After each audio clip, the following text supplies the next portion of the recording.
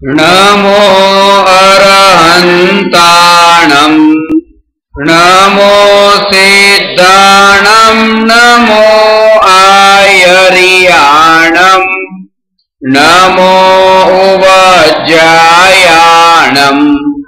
नमो लोये सवसाहूणम्।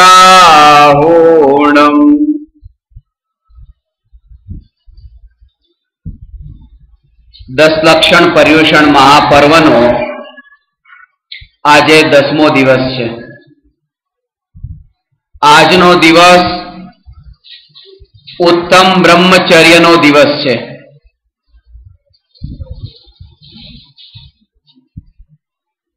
બ્રહ્મચર્ય શબ્દનો અર્થ સાધારણ રીતે લોકમાં માત્ર એટલો જ ગણવામાં આવે છે કે પુરુષે સ્ત્રી સાથેનો સંબંધ ન રાખવો અને સ્ત્રીઓએ પુરુષ સાથેનો સંબંધ ન રાખવો। પણ જૈન દર્શનમાં બ્રહ્મચર્યનો અર્થ બહુ ગૂઢ અને વિશાળ છે। કારણ કે ઇન્દ્રિયો 5 છે, સ્પર્શનેન્દ્રિય, રસનેન્દ્રિય, ઘ્રાણેન્દ્રિય, ચક્ષુઇન્દ્રિય અને કર્ણેન્દ્રિય, જેમાં ચામડી, જીભ, નાક, આંખ અને કાન। બ્રહ્મચર્યની પરિભાષા તો એ બતાવી છે કે બ્રહ્મમ ચરતિ ઇતિ બ્રહ્મચર્ય, કે જે બ્રહ્મમાં લીન છે તે બ્રહ્મચર્યનું પાલન કરે છે। અને એ બ્રહ્મ એટલે કોણ, ક્યાંથી શોધવો એ બ્રહ્મને? તો એના માટે કહ્યું કે દેહ દેવળ में रहे पर देह से जो भिन्न है। देह रूपी देवળમાં विद्यमान जे भगवान आत्मा છે, જે સાક્ષાત પરમાત્મા છે, જે અનાદિકાળથી દેહમાં રહીને પણ દેહથી જુદો રહ્યો છે, માંસ, લોહી, પરુ, હાડકાં અને ચરબી વગેરે મલિન પદાર્થોથી બનેલા આ શરીરની વચ્ચે રહીને પણ જે પોતે એક ક્ષણ માટે પણ ગંદો થયો નથી, એવો જે ભગવાન આત્મા છે એ જ વાસ્તવમાં બ્રહ્મ છે। અને એ બ્રહ્મમાં લીન થવું, નિજ આત્મામાં લીન થવું, એનું નામ બ્રહ્મચર્ય છે। એનું કારણ છે કે ખાલી સ્પર્શનેન્દ્રિય એટલે પુરુષ સ્ત્રીને ન સ્પર્શે અને સ્ત્રી પુરુષને ન સ્પર્શે, એમાં પણ ખાલી સ્પર્શનેન્દ્રિયની વાત આવી। રસનેન્દ્રિય, ઘ્રાણેન્દ્રિય, ચક્ષુ ને કર્ણ, આ 4 ઇન્દ્રિય તો આવી જ નહીં। અહીંયા કહે છે કે જે આત્મામાં લીન નથી એ બ્રહ્મચારી નથી। સમજાણી વાત? આત્મામાં લીન નથી એ બ્રહ્મચારી નથી। અને કોઈ જીવ જો ભોજન કરે છે તો ત્યાં રસનેન્દ્રિય જીભ,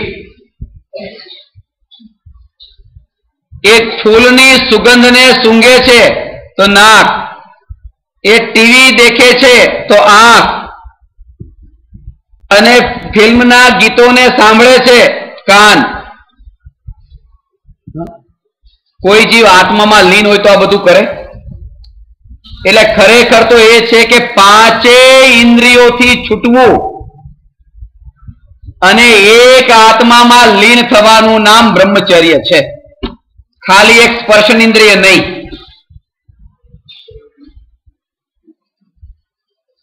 આજે એના સંબંધમાં આપણે થોડી ચર્ચા કરીએ છીએ।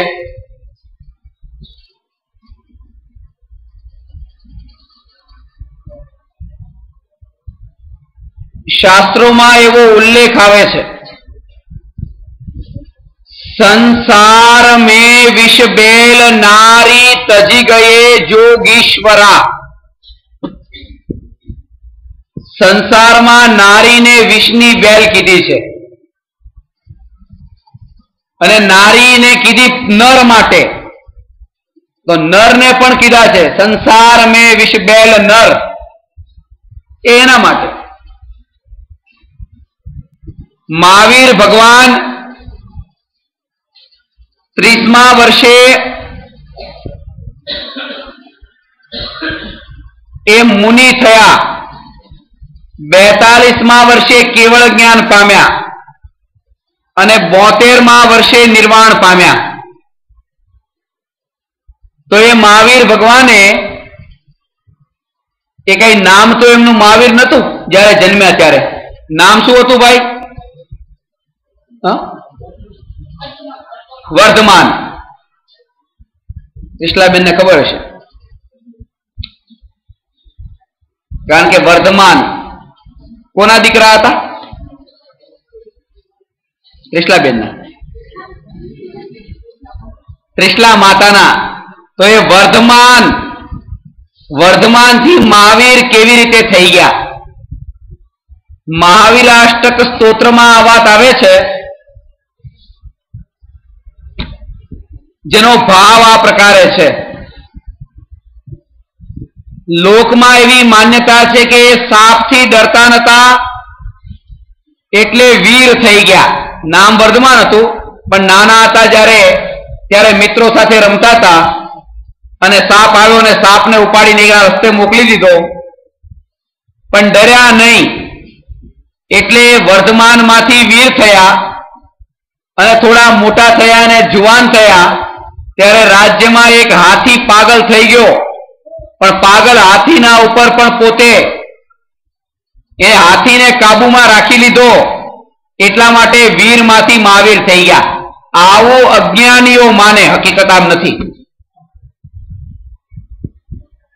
કારણ કે સાપને ઉપાડીને ફેંકી દેવાથી જો મહાવીર થયા હોય કે વીર થયા હોય તો મદારીના છોકરાને પણ વીર કેવા જોઈએ, એ સાપ સાથે રમતા હોય છે। અને જો હાથીના ઉપર કાબુ મેળવ્યો એટલે મહાવીર થઈ ગયા તો બધા મહાવતને મહાવીર કેવા જોઈએ? મહાવત હાથી ઉપર બેઠા હોય છે, તો વર્ધમાનથી મહાવીર થવું એ કઈ આવું તો કોઈ કામ ન હોય જે મદારીને મહાવત કરતા હોય। તો એ વર્ધમાને એવું તો શું કર્યું કે જેના કારણે એ વર્ધમાન મહાવીર થયા? તો એ મહાવીરાષ્ટક સ્તોત્રમાં વાત આવે છે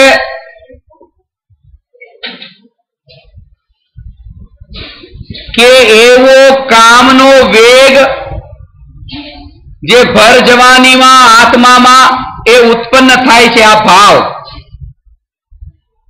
એ કામના વેગને ભલભલો માણસ પણ રોકી શકતો નથી અને એવા કામના વિકારને મહાવીર ભગવાને ભર જુવાનીમાં 30મા વર્ષે જીત્યો અને સંસાર ન માંડીને એ મોક્ષના માર્ગે ચાલ્યા। એના કારણે એ પોતે વર્ધમાનથી વીર થયા।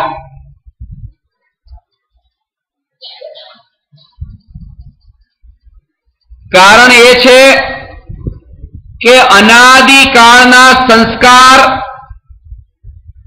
એ એક ક્ષણમાં છૂટવા એ અઘરા લાગે, પણ જો ભવભવની સાધનામાં પોતે આ સંસ્કાર પણ દ્રઢ કર્યા હોય તો નિયમથી અનાદિના સંસ્કાર પણ છૂટે।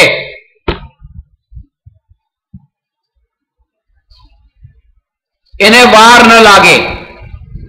સાંજના 7 વાગતા રાત પડી ગઈ અને સવારના 6 વાગ્યા સુધી અંધારું છે। સાંજના 7 થી સવારના 6 સુધી 11 કલાક અંધારું રહ્યું। એ 11 કલાકના અંધારાને દૂર કરવા માટે બીજી 11 કલાક નથી લાગતી. સૂર્યના કિરણો નીકળતા ક્ષણભરમાં અંધારું વિલયને પ્રાપ્ત થાય છે અને અજવાળું પ્રગટે છે.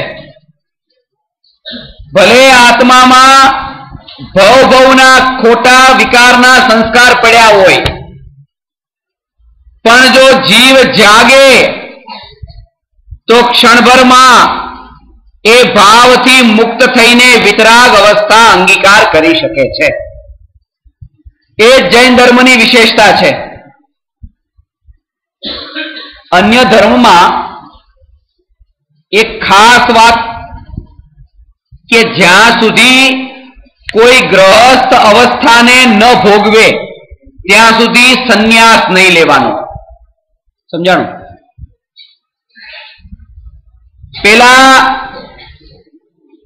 તમે ગ્રહસ્થાશ્રમમાં રહો અને પછી બધો ત્યાગ કરીને છેલ્લે વનમાં પછી જવાનું. 50 વર્ષ પછી વનમાં જવાનું. જ્યારથી 51 ચાલુ થાય ને, 51 એટલે 51 હવે વનમાં જાઓ, 52 હવે વનમાં જાઓ. એ વનમાં જવાના દિવસ એટલે 51 ને 52. પણ જૈન ધર્મ તો કે છે, એમાં એક રહસ્ય છે કે કોઈ વ્યક્તિની ઉંમર 50 વર્ષની તો શું 70 વર્ષની પણ થઈ, હવે એને કોઈ સ્ત્રી પ્રત્યેના કોઈ ભાવ નથી આવતા. પણ એનો અર્થ એમ નથી કે બ્રહ્મચારી છે. 80 વર્ષની ગરડી ડોશી હોય બ્રહ્મચારી નહીં કહેવાય, જૈન ધર્મ કહે છે. કારણ કે મરીને આવતા ભાવમાં જન્મ થાય છે તો પાછા ભાવ ઉભા થાય ક્યાંથી થયા? ભાવ નીકળી ગયા હતા તો આવ્યા ક્યાંથી? આ તો એના જેવું છે કે શરીરમાં શક્તિ ન રહી અને ભાવ ન થાય તો એને બ્રહ્મચારી ન કહેવાય. અને એ જ કારણ છે કે તીર્થંકરોએ ભર જુવાનીમાં દીક્ષા લીધી હતી, કારણ કે સમજીને લીધી હતી. એમ નથી કીધું કે 50 વર્ષ પછી સંન્યાસ લેજો. જો કોઈ વ્યક્તિને પોતાના 70 વર્ષના સંસારની અવસ્થાનો અસારપણાનો બોધ ન થયો હોય, એને એમ ન લાગે ને અરે આ બધામાં કંઈ સાર નથી, તો 70 વર્ષે પણ દીક્ષા લેવાનો એને અધિકાર નથી, સંન્યાસ ન લઈ શકે. 70 વર્ષે પણ જો એને અસારતા ન લાગી હોય તો. અને જૈન ધર્મ કહે છે કે જો 8 વર્ષનું બાળક હોય અને એને એ વાત સ્મરણમાં આવી જાય કે પૂર્વમાં ભોગવેલા જે ભોગ હતા એ બધા વ્યર્થ છે, તો 8મા વર્ષે પણ દીક્ષા લઈ શકે છે. કુંદકુંદ આચાર્યએ 11 વર્ષની ઉંમરે દીક્ષા લીધી. 11 વર્ષના બાળકને શું ખબર પડે? પણ પૂર્વનો બોધ હતો. જો પૂર્વનો સંસ્કાર આત્મામાં દ્રઢ હોય તો બાળક પણ દીક્ષા લેવાને, સંન્યાસ લેવાને યોગ્ય છે. અને આ જીવનનો પણ અસારતાનો બોધ ન આવ્યો હોય તો 70 વર્ષના ગરડાને પણ સંન્યાસ લેવાનો અધિકાર નથી. મહત્વની વાત એ છે કે સંસારની અસારતાનો જ્યાં સુધી બોધ ન થાય ત્યાં સુધી સંસારથી દ્રષ્ટિ હટે નહીં, નજર ત્યાં જાય.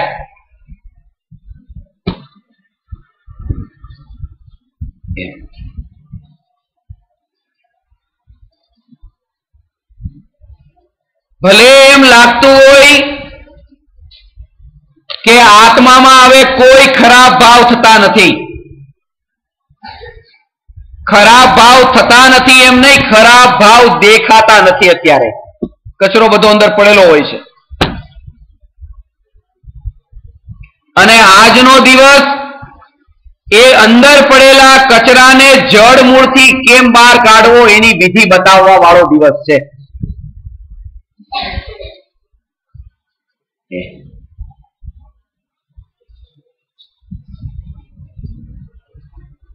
લોકમાં જેને બ્રહ્મચર્ય માનવામાં આવે છે, કોઈ વ્યક્તિએ સંન્યાસ લીધો, દીક્ષા લે ને ત્યારે ઢોલ નગારા વાગે, બધું તમે જોયું હશે ને? આ જ જોયું છે, બીજું શું જોયું છે? ઢોલ નગારા વાગે, બગીઓ આવે, બેન્ડ વાજા વાગે, લોકોના ટોળે ટોળા.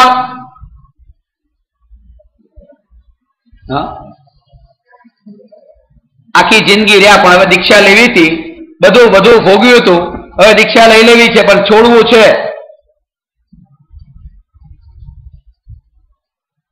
કઈ ફરક નથી, હતો એનો એ જ છે. 25 વર્ષની ઉંમરે એ જયારે છોકરીને લેવા ગયો ત્યારે બગીની જરૂર પડી, ત્યારે બેન્ડ વાજાની જરૂર પડી, ત્યારે ઢોલ નગારા જોઈએ અને ત્યારે લોકોનું ટોળું જોઈએ. છોકરી લેવા જાય તોય જોઈએ અને છોકરી છોડે તોય જોઈએ. સંસારના માર્ગમાં જાય તોય ઢોલ નગારા અને મોક્ષના માર્ગમાં જાય તોય ઢોલ નગારા. એ મોક્ષના માર્ગને સમજ્યો નથી. આ 70 વર્ષનો થયો તોય સંન્યાસ લેવા જાય છે.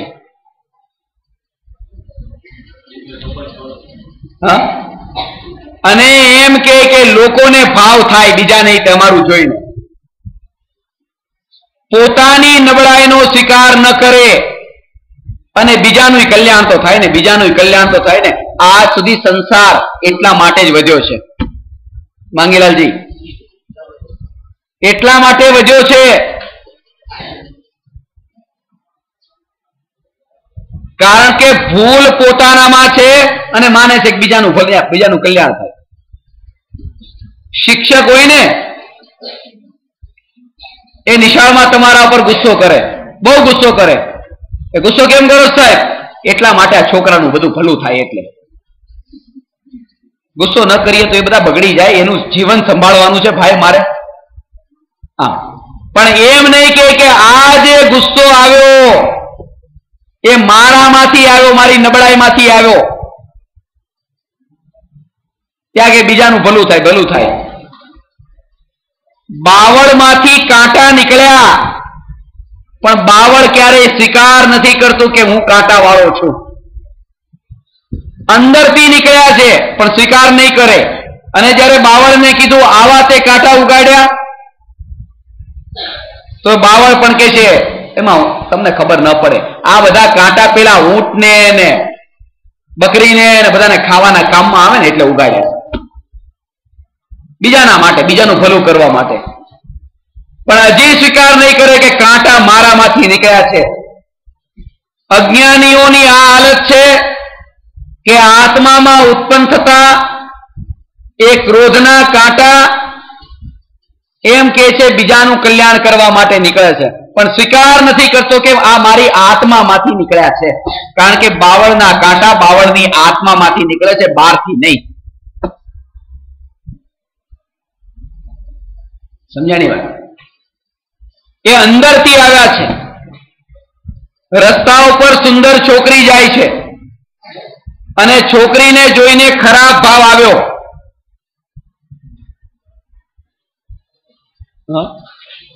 તો એને ઉભો રાખે, શરમ આવે તને? આના માટે આવા ખરાબ ભાવ કર્યા? તો કે સાહેબ શું કરવું, એ એટલી સુંદર દેખાવડી છે તો ખરાબ ભાવ તો આવે જ તે ને. એ સુંદર દેખાવડી છે એટલે ખરાબ ભાવ આવ્યો છે? એટલે નથી આવ્યો. એ સુંદર દેખાવડી છે એટલે જો ભાવ આવ્યો તો પોતાની બેન તો એનાથી વધારે સુંદર દેખાવડી હતી, કેમ ના આવ્યો? જ્યાં પુરુષાર્થ નબળો છે ત્યાં ભાવ થાય છે, બધે નથી થતા.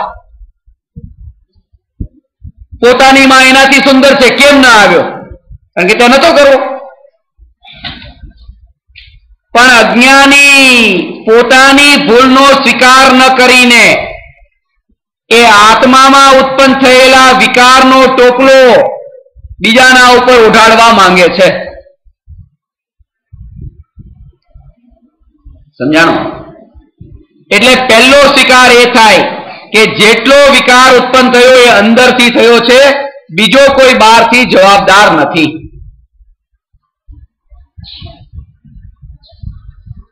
બ્રહ્મચર્ય ધર્મ અંદરમાં પ્રગટ કરવાનો ધર્મ છે.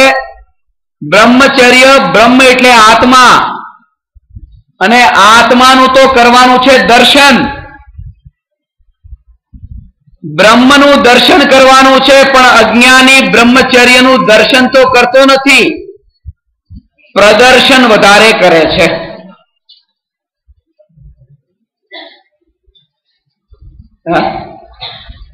અને અનાદિથી આજ સુધી હું બ્રહ્મચારી છું એનું પ્રદર્શન કરવામાં આત્માનું દર્શન થયું નહીં.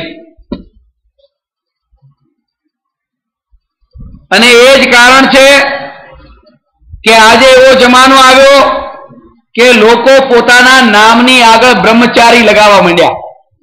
બ્રહ્મચારી રમેશભાઈ, બ્રહ્મચારી સુરેશભાઈ, બ્રહ્મચારી રેખાબેન, આ બધા ડોક્ટરની પદવી લાગે ને, ડોક્ટર રમેશભાઈ ને ડોક્ટર સુરેશભાઈ, એવી રીતે આ બ્રહ્મચારી ડિગ્રી બની ગઈ. અને હવે તો એટલો જમાનો આગળ આવ્યો કે ડોક્ટર જો કોઈ હોય ને, એ ડોક્ટર પોતાના નામની આગળ ડોક્ટર ન લખે DR. DR એટલે ડોક્ટર. એન્જિનિયર પોતાના નામ આગળ એન્જિનિયર ન લખે, ER એટલે એન્જિનિયર. આ બ્રહ્મચારી પોતાના આગળ BR લખે, બ્રહ્મચારી લખે છે, લોકોના કાગળ મારી ઉપર આવે છે, બ્રહ્મચારી એમ કરી દે.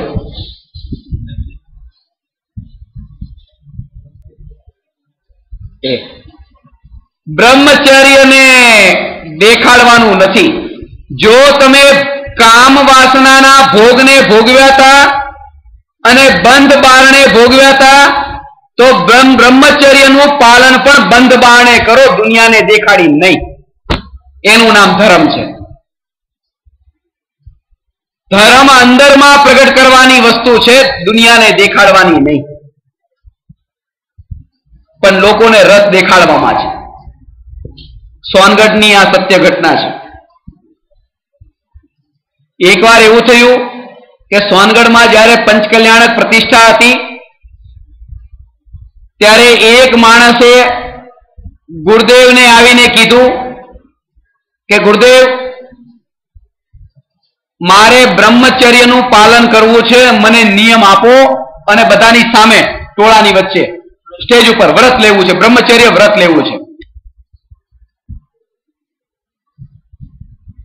એટલે ગુરુદેવે કીધું 15 દિવસ પછી આવજે. 15 દિવસ પછી એ વ્યક્તિ નિરાશ બહાર નીકળી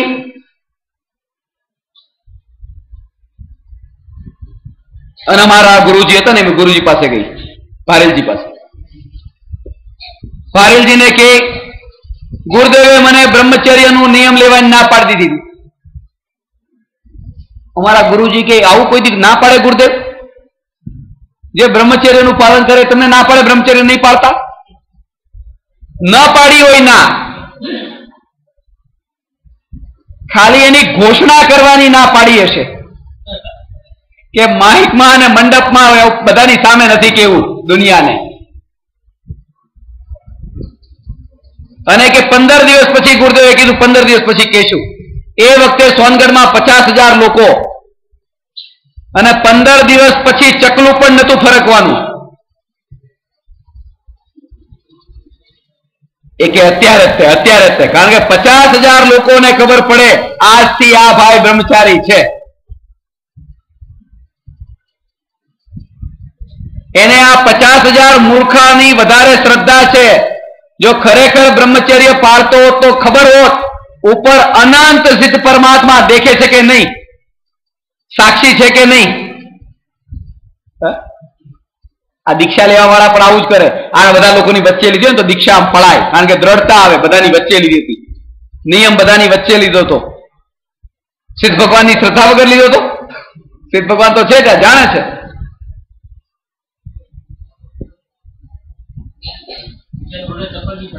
તો એટલે એ વ્યક્તિએ ગુરુજીને કીધું કે મને ગુરુદેવે ના પાડી, કે ગુરુજીએ કીધું કે આવું ન હોય, ખાલી ઘોષણા કરવાની ના પાડી હશે. દોસ્ત તારું નામ શું? અહીંયા આવતો બાજુ, બિલકુલ બાજુમાં. હા, બીજા સમજાણું?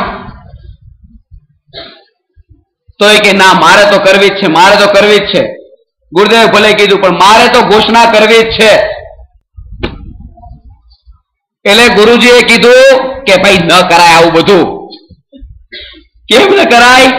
કે માઇકમાં તને ત્યાં ઉભો રાખશે અને લોકોની વચ્ચે કહેશે કે આજથી આ ભાઈ બ્રહ્મચારી રહેવાના છે.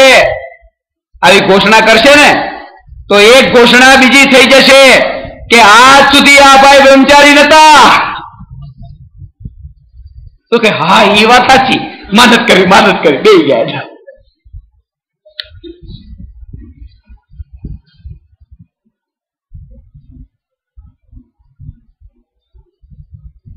પ્રદર્શન નહીં, દર્શન કરવાનું છે.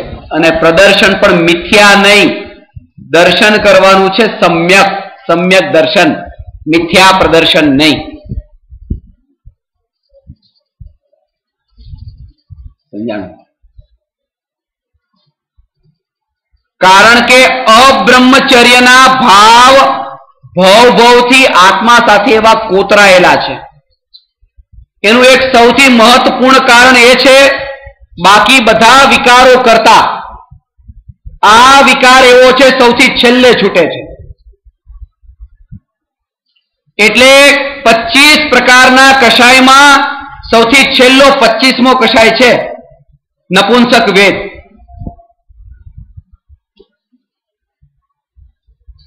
પચીસમો છેલ્લે. કારણ કે જે મનુષ્યમાં આ મનુષ્યના શરીરની જે ઉત્પત્તિ થઈ છે એ ઉત્પત્તિનું નિમિત્ત કોઈ ક્રોધનો ભાવ નહોતો. એ ઉત્પત્તિ થઈ એનું નિમિત્ત કોઈ માનનો ભાવ નહોતો. એ ઉત્પત્તિ શરીરની થાય છે એ કામના ભાવથી. અને એ જ કામનો ભાવ લઈને એ જે જીવ જન્મ્યો કે જે કામથી બનેલું હતું,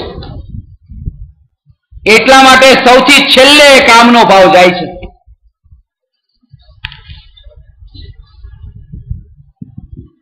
એમાં ઘણા સૂક્ષ્મ રહસ્યો છે.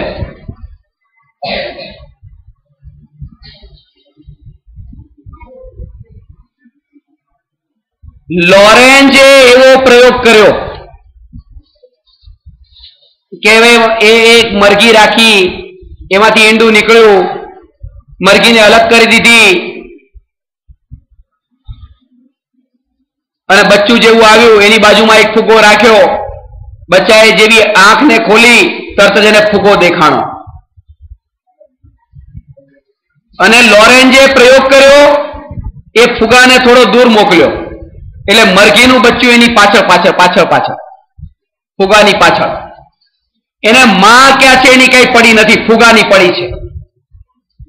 એ કહે છે કે જીવનનો પહેલો અનુભવ જીવનની આદત બની જાય છે. એને માની નથી પડી. અને છોકરો જે છે ને એને બાપા વગર હાલે, કાકા વગર હાલે, મામા વગર હાલે, પણ માં વગર ન હાલે. કારણ કે એ બાળકનો જન્મ થતા એને પહેલો અનુભવ એની માનો થાય છે. અને જેનો પહેલો અનુભવ થાય છે એ છેલ્લે સુધી છોડવો અઘરો પડે છે. અને એમાં પણ મનુષ્યનો જે પહેલો આહાર છે એ દૂધ છે.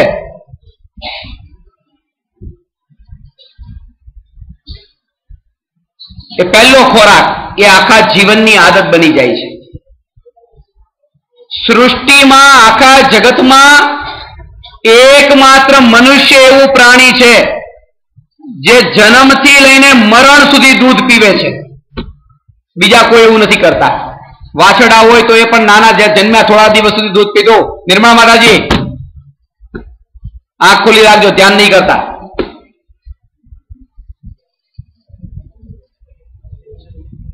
જો એકમાત્ર મનુષ્ય એવું પ્રાણી છે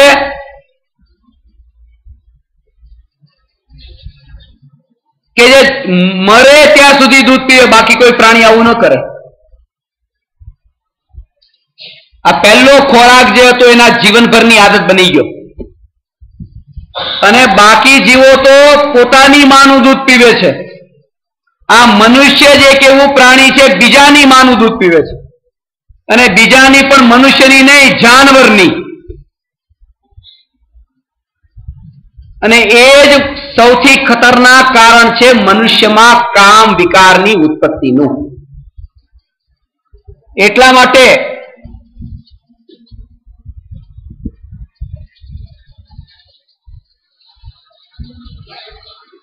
જેટલા પણ ગ્રંથો કામના લખાયા ને, એમાં લખાયું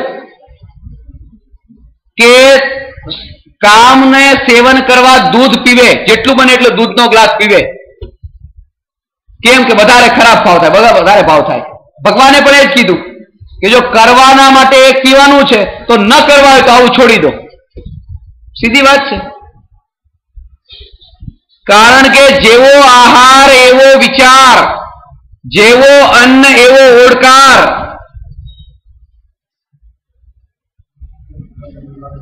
સમજાણી વાત?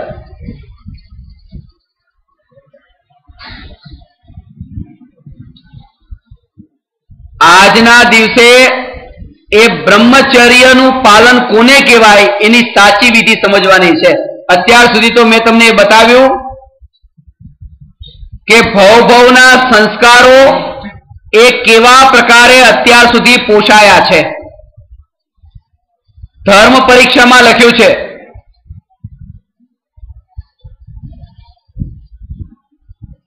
કે જ્યારે પતિ પત્નીને જે પત્ર લખે ને, ચંદ્રમુખી પોતાની પત્ની, ચંદ્ર જેવું મુખ તારું,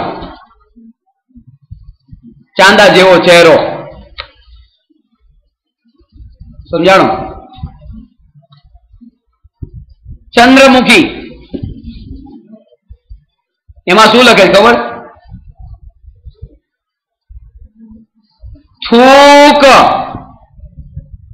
કફ, ગળફા, દાંત, માઉસ, અંદર બધું જેમાં ભરેલું છે એવા મોઢાને ચતુર કવિ ચંદ્રમાની ઉપમા કેમ આપે છે મને સમજાતું નથી. આમાં છે શું? સમજાણી વાત?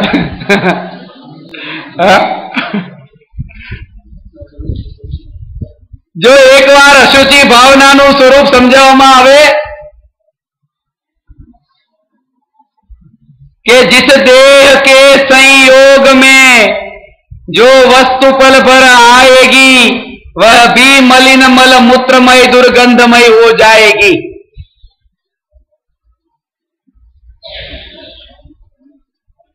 માખીની પાંખ જેટલી પાતળી ચામડીથી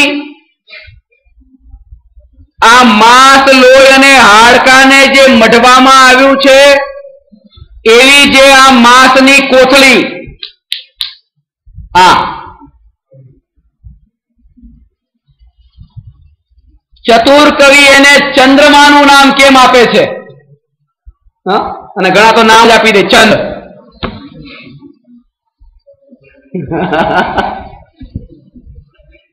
કેમ આપે છે સમજાતું નથી.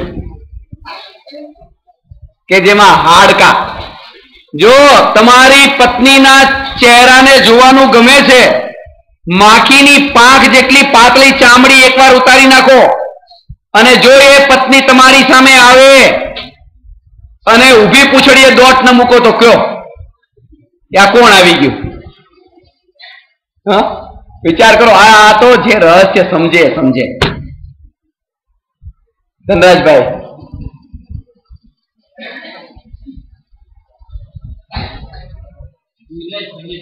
વિરલા સમજી શકે.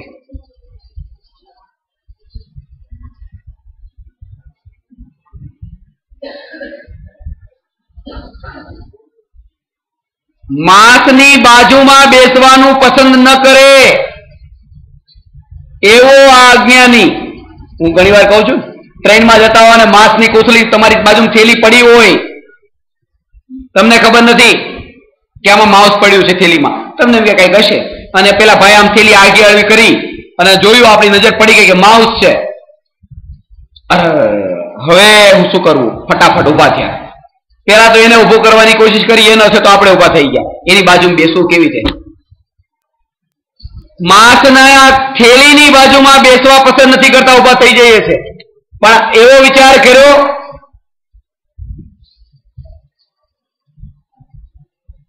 કે જયારે પત્નીના શરીરને હાથ લગાડ્યો તો આ માંસના કોથળાને હાથ લગાડ્યો છે.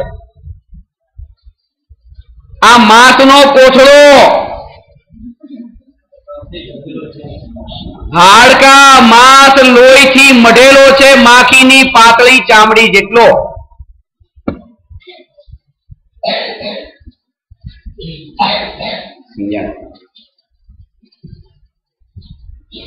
આ જ દુનિયાનું સ્વરૂપ છે. જો ભોજન કરે અને એમાં એક ખાલી વાળ પણ ભોજનમાં પડી જાય, વાળ ખાવાનું નથી હો, વાળ ખાવાનું નથી, વાળને ચાટવાનું નથી, ભોજનને ચાટવાનું હતું ને. અને એ ભોજનમાં પત્નીનો વાળ પણ પડી જાય કે ના આવા ભોજન નહીં ચાલે, અને પત્ની એ બધું ચાલે. આ અજ્ઞાનતા જો, એનો વાળ પડે તો ભોજન ન ચાલે, જો ભોજન ન ચાલે તો પત્ની કેમ ચાલે? જે સૂક્ષ્મ દ્રષ્ટિએ આ રહસ્ય જાણે છે અને માંસનો કોથળો દેખાય છે, અને આ સ્વરૂપને જે અંદરથી સમજ્યો છે એ જ એની અસારપણાને છોડીને અંતરમાં લીન થાય છે.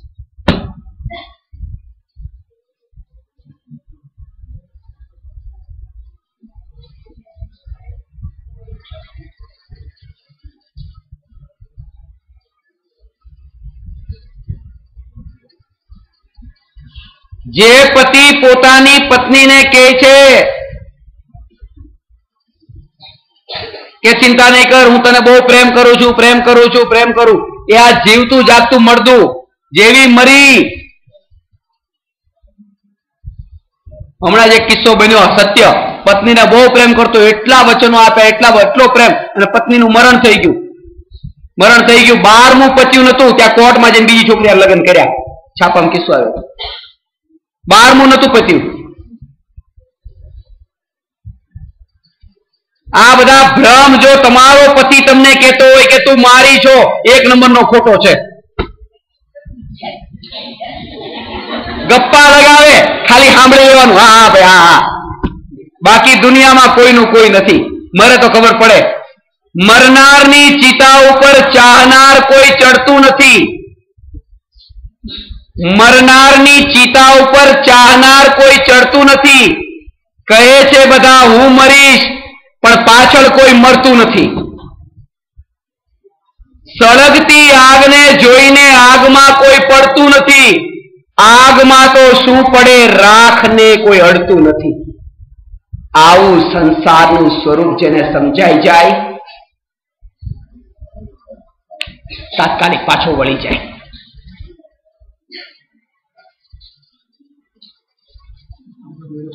અસારતાનો બોધ થાય, અંતરમાં ઉતરી જાય. આવું સંસારનું સ્વરૂપ. જેણે એક સ્વરૂપમાં આખા જગતને જોઈ લીધું. ભાતના એક દાણામાં, કુકરમાં પાકેલા બધા ભાતને જેણે જોઈ લીધા, બધા પાકી ગયા. એક એકને દબાવીને જરૂર નથી પડતી. જે એક સ્વરૂપને જાણે, આખા જગતની અસારતાને જાણે. અને સૂક્ષ્મ વિકારોનું જો તમે સ્વરૂપ સમજો તો અજ્ઞાની એક પત્નીને ભોગવવા નથી માંગતો, એક પત્ની થકી દુનિયાની બધી સ્ત્રીઓને ભોગવી લેવા માંગે છે. અંદરનો ભાવ તો એ છે. એક પત્ની તો કારણ સાધન સામે દેખાય છે, પણ વૃત્તિઓ તો ચિત્તમાં જાત જાતની ચાલે છે.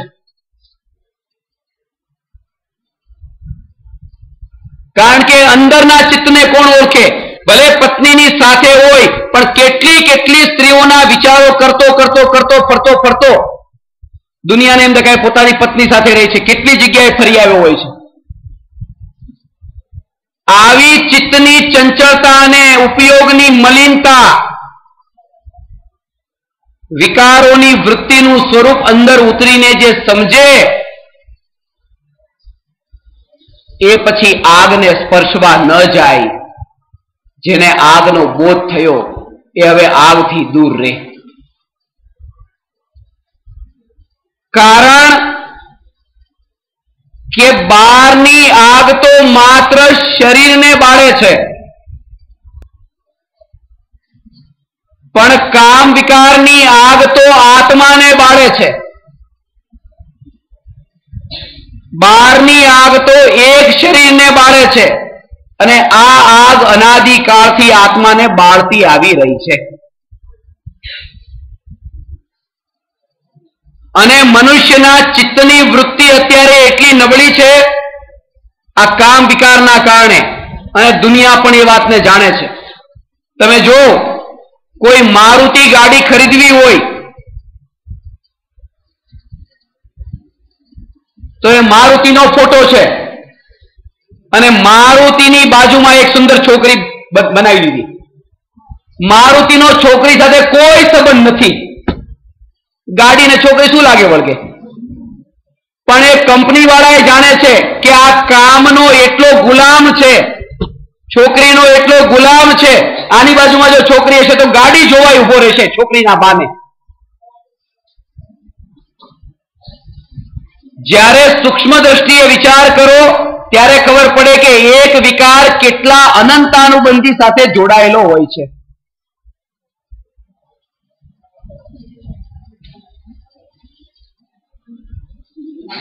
સમજાણું? એટલે આજનો દિવસ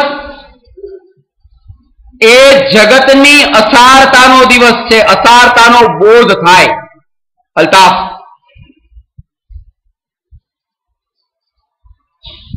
અને જ્યાં સુધી જગતની અનિત્યતા ન લાગે ત્યાં સુધી નિત્ય આત્માની અનુભૂતિ હજી દૂર છે. અંતે તો બધાએ અંતરમાં સમાવાનું છે, પણ અંતરમાં સમાય ત્યારે પણ એને બહારનું યાદ આવે છે, કારણ કે બહારનો અનુભવ હજી બોધ રૂપે નથી થયો.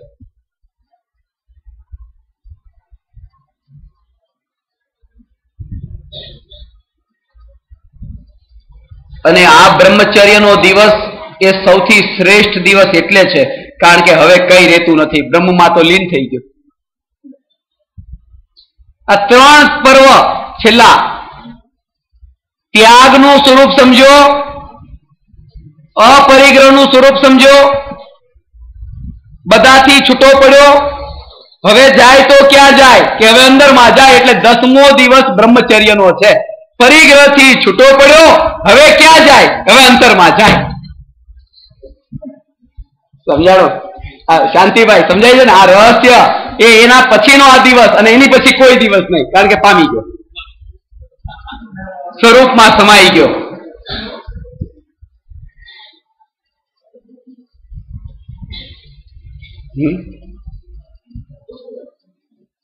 દસમો દિવસ જેના અંદર આવ્યો, 10મું ધોરણ જે ભણતો હોય તો 9 ધોરણ ભણી લીધા હોય કે નહીં, જે બ્રહ્મચર્યનું પાલન કરે એ બધા ધર્મનું પાલન કરે છે. બધું આવી ગયું અંદર. હવે પછી ઓલા વ્રત તપ ને એકાસના ને ઉપવાસમાં જવાનું નહીં, કારણ કે છઠ્ઠું તો પાસ કરીને 10માં આવ્યો. એ છે.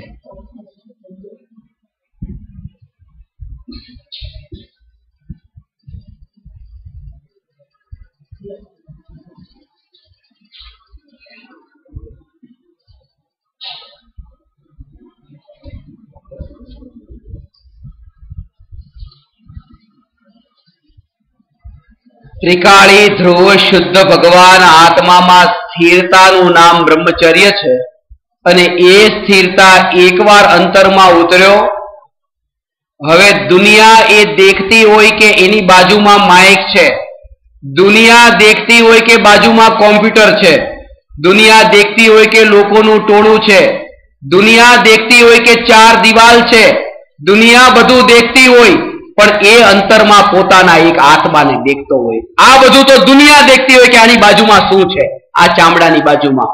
અંતરમાં જે સમાયો છે એને આ બધી ખબર નથી કે બહારમાં શું છે. એનું નામ બ્રહ્મચર્ય છે. અંતરમાં ઉતર્યો.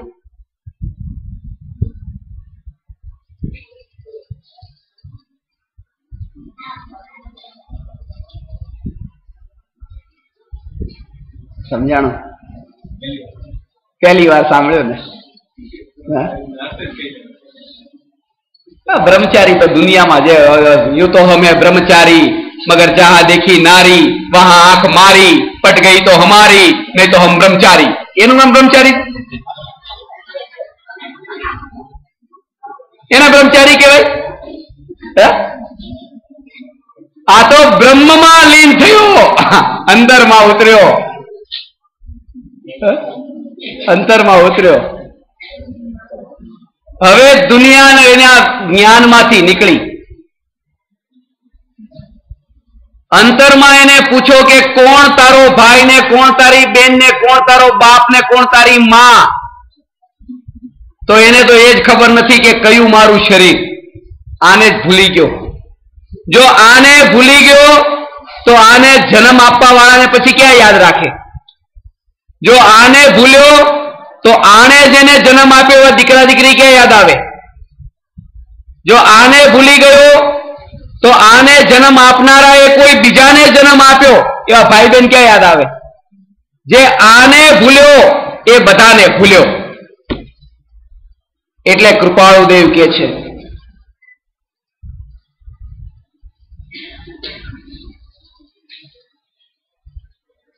विचार करता ख्याल आवे छे के अमे देहधारी छीए. विचार करीए त्यारे एहसास थाय छे के शरीर पण अमारी साथे छे, नहीं तो अंतरमा तो एक ज छे के बस आत्मा आत्मा ने आत्मा.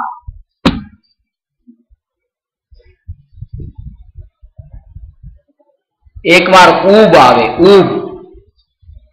एक बार हलवो खाधो, बीजी बार हलवो खाधो, त्रीजी बार हलवो खाधो, चौथी बार हलवो खाधो.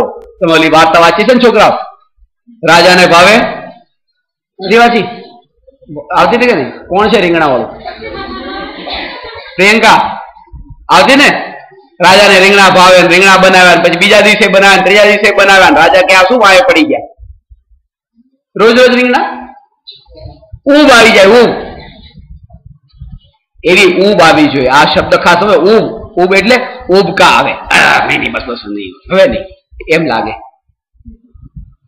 એટલે હું ઘણી વાર કહું છું ને પંકજ તને, 2 નંબર 1 તને બતાવું તને કેવું લાગે?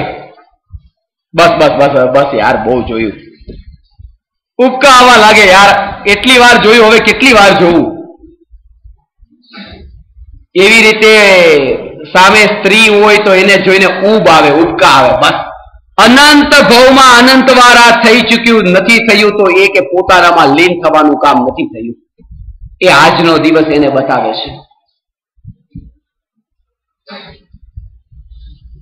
श्रीमद राजचंद्र जी दुनियाना श्रेष्ठ फिलोसोफर ना पण गुरु हता.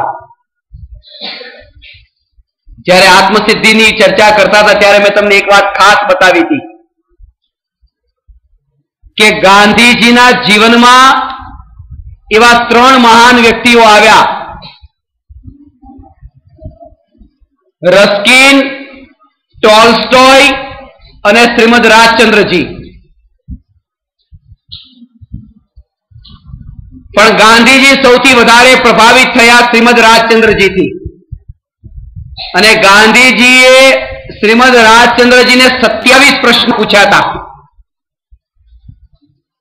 શ્રીમદ રાજચંદ્રજીએ જવાબ પણ આપ્યા હતા. અને એવા એવા મહત્વના પ્રશ્નો, એ કયા 27 પ્રશ્નો હતા એ પણ આપણે એકવાર સમજશું.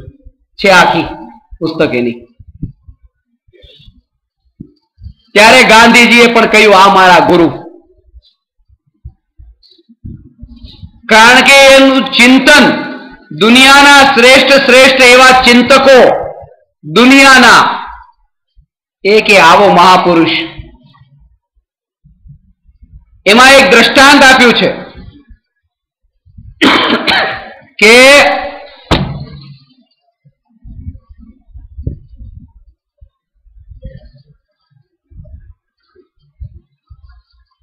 તમે કોઈ ગામ ગયા અને એ ગામમાં કોઈ ભાઈએ શું કર્યું કે તમને પકડ્યા અને સીધા લઈ ગયા એના ઘરે, અને એના ઘરે લઈ જઈને તમને બાંધી દીધા, એના ઘરે જઈને બાંધી દીધા અને બારણા બધું બંધ કરી દીધું.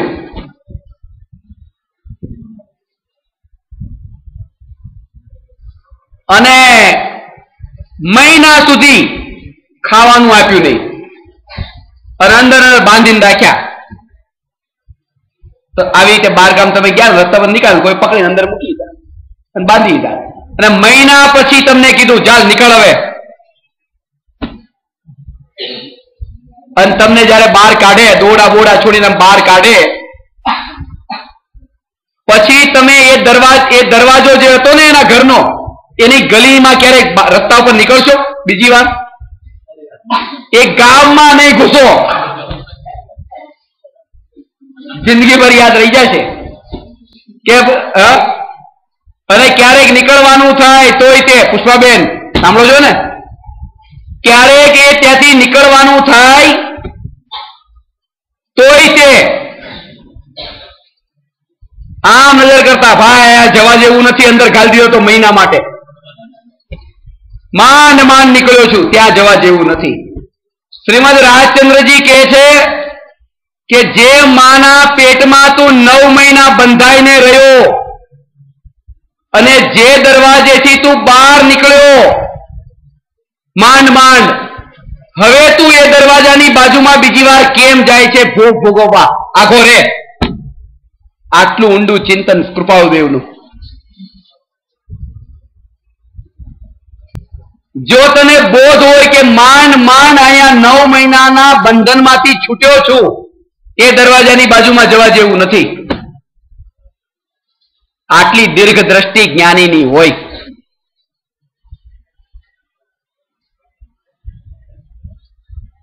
ઊબ આવે, ઉબકા, અને જ્યારે ઊબ આવે ત્યારે પરથી છૂટો પડે, ત્યારે એ પરથી છૂટો પડે અને અંતરમાં સમાય એમ કહેવાય.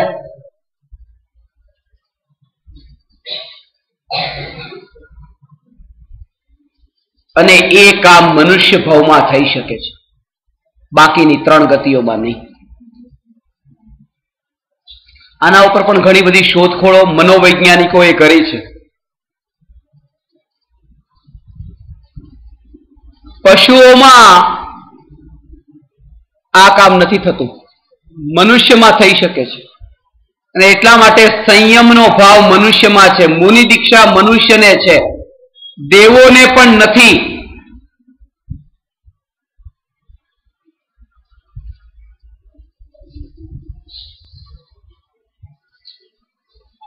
આજનું આ વક્તવ્ય સાંભળીને એ પુરુષ સ્ત્રીથી દૂર ભાગે નહીં, ઘર છોડીને નથી ભાગે, ન ભાગે. એ સ્વરૂપને સમજે, ઓળખે. એ જેવો સ્વરૂપ એની નજરમાં સમજાઈ જાય તો એની બાજુમાં રહીને પણ એનાથી જુદો રહી શકે. સ્વરૂપ ઓળખ્યું હોય તો. રસ્તા ઉપર તો ઘણી વાર અહીંથી નીકળવાનું થાય, ખાબડીની બાજુમાં નથી કરતા, પણ ખાબડીમાં ડૂબકી લગાવવાનો વિચાર આવે, લાવ ને થોડું નાઈ લઈએ, એવો કોઈ વિચાર આવ્યો? પેલી ખાબડી રસ્તામાં રહે, કારણ કે સ્વરૂપને જો સમજ્યું કે આ ખાબડી કહેવાય, રસ્તામાં ત્યાં તો જવું જ પડશે. અત્યારે જો આ ગામમાં રહીએ છે ત્યાંથી નીકળવાનું થવાનું છે, તો અત્યારે જો અહીંયા રહીએ છીએ તો સ્ત્રી તો સામે આવવાની છે, પણ એ સ્ત્રીને દેખે તો એ ખાબડીની જ દેખે, આ ખાબડી આવી. આમાં ડૂબકી લગાવવા જેવું નથી.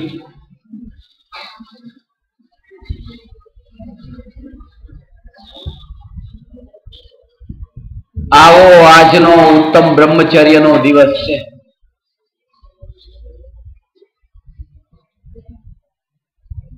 જે મૌન થયા તે મુનિ થયા. હવે કહેવા જેવું કઈ લાગતું નથી.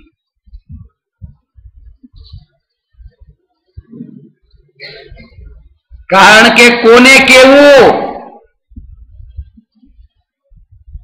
જે દેખાય છે આ મળદા દેખાય છે, જે કઈ સમજવા વાળા નથી. મળદાને શું સમજાય? સમજાય તો આત્માને, અને આત્મા તો દેખાતો નથી. હવે કોને કેવું? શરીર તો કઈ સમજતું નથી અને દેખાય છે બધા શરીર.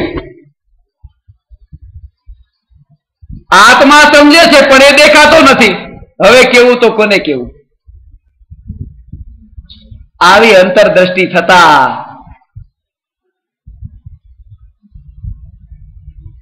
પોતે મૌન થઈ જાય છે, અને જે મૌન થયા છે એ જ મુનિ થયા છે.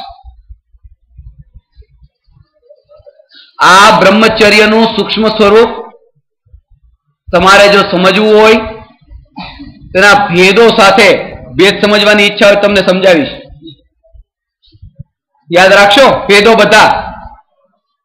18,000 પ્રકારના બ્રહ્મચર્યના ભેદ છે. 18,000. માંગીલાલજી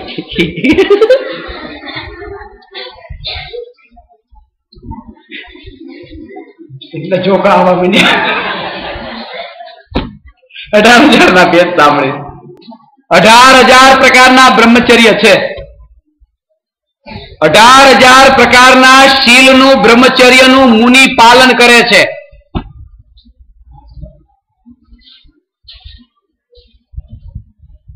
એમાં 17,280 એ ચેતન સંબંધી બ્રહ્મચર્ય અને 720 અચેતન સંબંધી. કુલ મળીને 18,000. જો હવે બાનું કાઢ્યું. આત્મા સમજાણો બધું સમજાય જશે. રહેવા દો. 18,000 નથી. બાનું નથી. વાત તો આ જ છે. વાત તો આ જ છે. જેને 18,000 ભેદોના નામ પણ યાદ નથી હોતા, એ 18,000 પ્રકારના વ્રતનું પાલન કરે છે. કારણ કે શબ્દોને ન યાદ રાખે તો કહીને એના ભાવને સમજી લે. બસ શબ્દમાં શું રાખ્યું છે? આ નાના છોકરા છે ને એ મોની, એને ખબર પડે છે આ 4 વર્ષની આજે થઈ, એને ખબર પડે મમ્મી કોને કહેવાય? મમ્મી મ, પછી અડધો મ, પછી આખો મ અને દીર્ઘાય, એનું નામ મમ્મી. એને ખબર પડે. શબ્દ એને નથી આવડતો મમ્મીનો, પણ હજારો લોકોની સ્ત્રીઓ ઉભી હોય, એ હજારો સ્ત્રીની વચ્ચે શોધી લે છે આ મારી મમ્મી. એ મમ્મીને ઓળખી લીધી. બસ ભલે શબ્દ બોલતા ના આવડતું હોય, કારણ કે ભાવ છે એને, શબ્દ નથી. શબ્દ કામમાં નથી આવતા, ભાવ. છોકરાને, નાના છોકરાને શું ખબર પડે માં કોને કહેવાય? માં કેવી રીતે બન્યું? માં. પણ માને ઓળખી લે આ મારી માં. માં વગર ચાલે નહીં. થોડી પણ માં દૂર જાય માં માં માં માં માં. મામા ને માં, ઓલી કે મામા.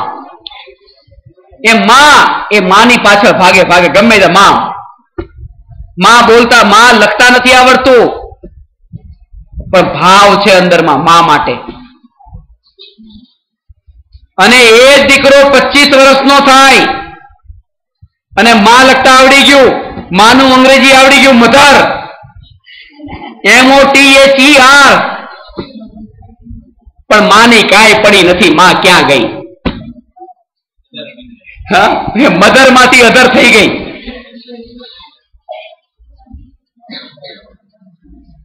એનું કારણ છે એ મધરમાં જે એમ છે ને, એ મની, જ્યાં મની નો એમ આવ્યો ત્યાં મ નીકળી ગયો ને અધર થઈ ગઈ,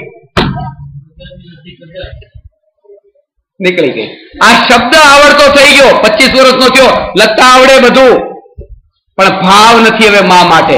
મારો કહેવાનો અર્થ એ છે કે શબ્દ નતો આવડતો તો પણ ભાવથી ઓળખતો તો માને.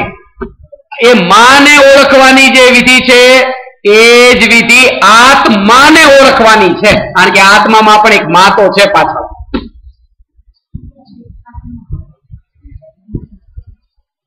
સમજાણું? અને એ આત્માને ઓળખવાની વિધિ એ છે કે તમને 18,000 પ્રકારના ભેદ યાદ ન રહે તોય ચાલશે.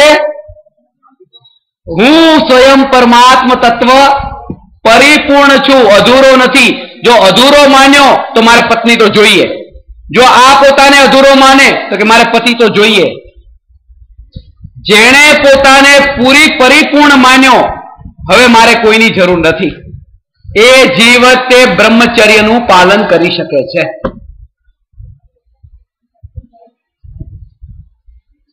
આવા 10 લક્ષણ પર્યુષણ મહાપર્વના પાવન પ્રસંગે આ 10 દિવસ સુધી આવતો રહે, આગળ આવતો રહે.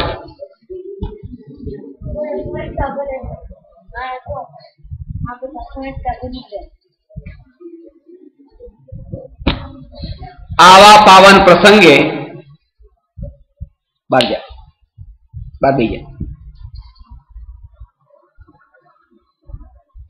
આવા પાવન પ્રસંગે ધર્મેન્દ્ર બાપુ એને સમજાવજો.